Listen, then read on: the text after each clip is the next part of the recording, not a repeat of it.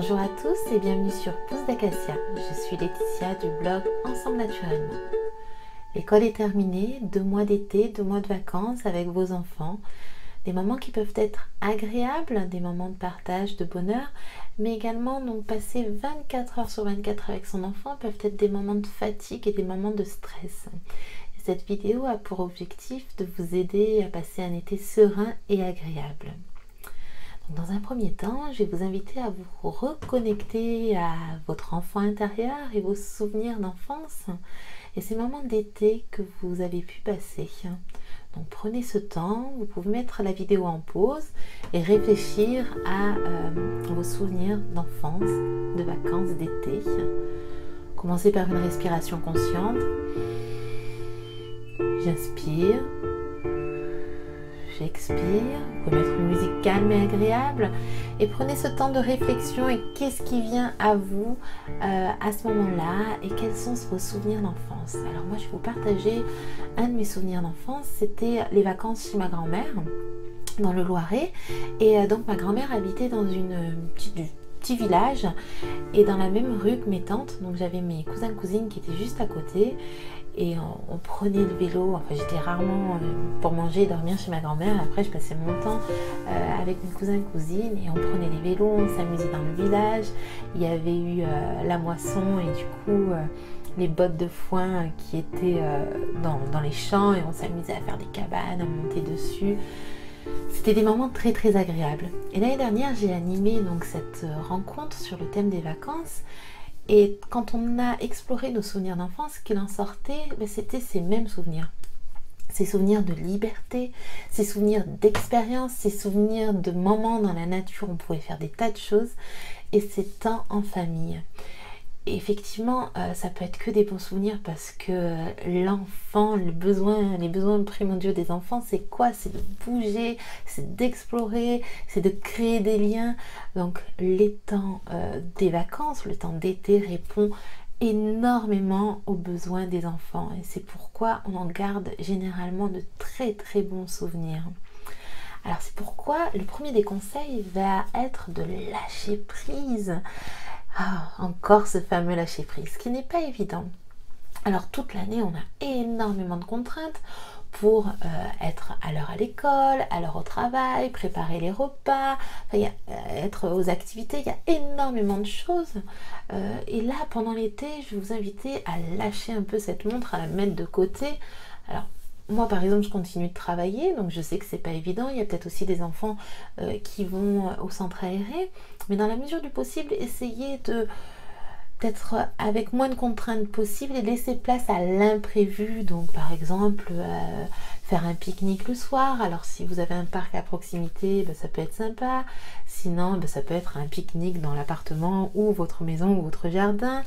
Essayez de mettre des petits moments qui vont sortir du quotidien, changer le repas, donc faire par exemple le repas du soir avec les aliments du petit déjeuner, faire des repas à thème, ou Nadège en avait parlé dans une précédente vidéo, donc un repas tout rouge, par exemple, avec des tomates, des fraises, des petites choses qui vont sortir du quotidien et qui vont faire du bien. Alors allez à votre créativité, à votre imagination, justement lâchez prise et amusez-vous à sortir des contraintes du quotidien et à créer des bons souvenirs pour vos enfants et pour vous. Faites-vous du bien.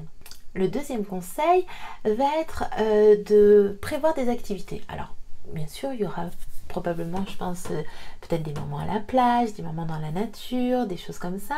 Et également, donc, quand l'enfant aura suffisamment bougé, vous pouvez lui proposer des activités plus créatives.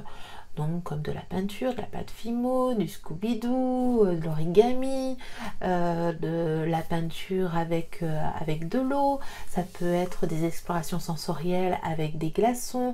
Il y a tout un tas d'activités sur Pinterest, vous allez vous régaler pour proposer des activités à vos enfants et qui ne soient pas scotchés par exemple devant la télé ou devant leur tablette.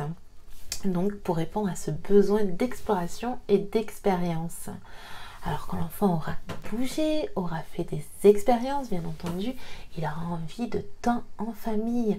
Alors le troisième conseil est d'être présent, d'être là, disponible pour son enfant.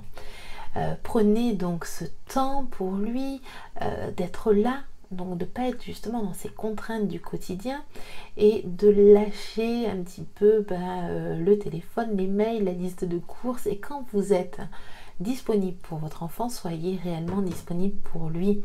Je vous en avais parlé dans les précédentes vidéos, donc par exemple la dernière qui était relative au jeu, où l'enfant donc n'a pas besoin d'un temps énorme pour lui, mais a besoin d'un temps de qualité. Et c'est pourquoi il est important d'être présent pour son enfant. Alors vous allez me dire, oui, mais et nous dans tout ça? C'est donc l'objectif du 4e conseil. Pensez à vous, à remplir votre réservoir. J'en avais parlé dans une vidéo précédente, les astuces anti-fatigue. Alors il ne s'agit pas de prendre une journée entière ou quoi que ce soit. Saisissez les instants ressourçants. Ça peut être boire un café, une respiration consciente, quelques lectures de pages d'un livre. Qu'est-ce qui vous fait du bien? Savez-vous, avez-vous noté qu'est-ce qui va vous faire du bien? Donc prenez le temps d'identifier ce qui va vous ressourcer et vous donner de l'énergie, et saisissez les petits moments qui s'offrent à vous. Et pensez également à la micro-sieste. Il ne s'agit pas de faire 2 heures de sieste, mais 20 minutes sont déjà des moments ressourçants, et c'est les méthodes qu'utilisent les marins en pleine mer pour pouvoir naviguer et être en vigilance sur leur bateau.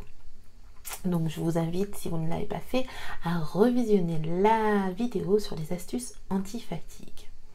Et puis les vacances, c'est aussi les moments des séparations et les moments des retrouvailles. Alors, pareil, je vais vous partager quelques astuces pour que tout se passe bien.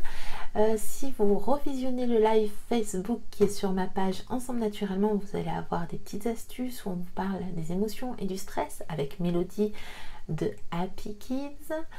Et donc, alors pour les séparations, alors quelques petites astuces. Vous pouvez tout d'abord faire un petit cœur dans la main de votre enfant, et donc quand alors effectivement avec le temps ça va partir, donc c'est peut-être pas la meilleure astuce, mais pour une journée il aura son petit cœur qui pourra regarder quand il sera un petit peu en manque de papa maman.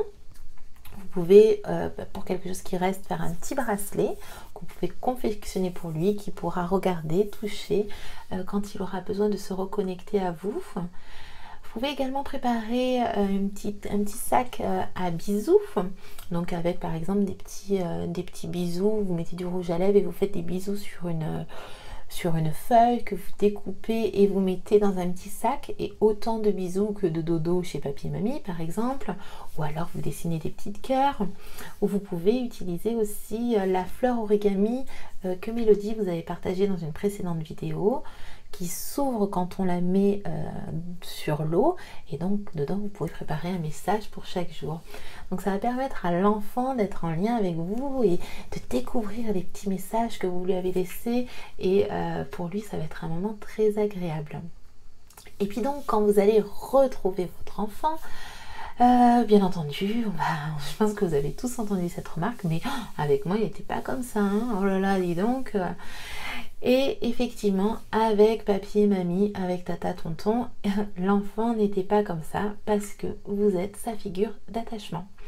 Et donc, votre enfant est en confiance avec vous, et il s'autorise à lâcher, à décharger, à évacuer les tensions, les petits stress, les petits tracas, les petits soucis, les petites contrariétés, tout ce qu'il a pu garder à l'intérieur de lui pendant cette semaine de vacances chez papy et mamie. Et dès qu'il vous voit, il va décharger, il va lâcher. Et c'est vrai que c'est comme une bombe qui nous arrive en pleine figure, et c'est pas toujours évident. Donc à vous d'être dans cet accueil-là, et se dire, voilà, une semaine chez papy et mamie, il risque d'y avoir des choses à accueillir, donc préparez-vous à recevoir tout ça. Et puis quand il aura bien déchargé, bien évacué, donc préparez peut-être des jeux de décharge. Donc pour cela, regardez de nouveau le live Facebook Live d'Ensemble Naturellement, où vous avez plein d'indications. Quand l'enfant aura suffisamment déchargé, tout se passera bien et vous allez retrouver un enfant calme et serein. Voilà, quelques petites astuces qui j'espère pourront vous aider à passer d'agréables vacances. Profitez pleinement de ces 2 mois, lâchez prise, liberté, expérience, nature et temps en famille sont les maîtres mots. Et surtout, nourrissez la girafe qui bouge. À très vite, au revoir.